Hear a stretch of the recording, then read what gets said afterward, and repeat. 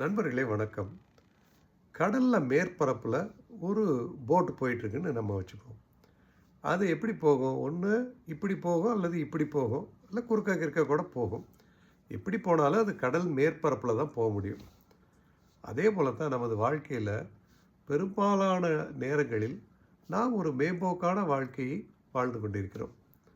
அதாவது X axis அல்லது Y axis ரெண்டுக்குள்ளே தான் வாழ்ந்துக்கிட்டு இருக்கோம். ஆனால் மூணாவது ஒரு ஆக்சிஸ் இருக்குது. அது என்னென்னா இசட் ஆக்சிஸ். அது என்னென்னா கடலில் ஆழத்துக்குள்ளே போகிறது. அது என்ன பண்ணுறது அப்படின்னா என்ன அர்த்தம்னா, எதை செய்தாலும் அதை ஒன்றி மிக்க ஈடுபாடுடன் நாம் செய்தோமானால் அந்த மேம்போக்கான வாழ்க்கையிலிருந்து விடுபட்டு ரொம்ப ஆழத்துக்கு போயிடலாம். ஒன்றுமே செய்யாமல் அமைதியாக ஒரு தியானத்தில் உட்காந்தாலும் நம்ம ஆழத்துக்கு தான் போகிறோம்.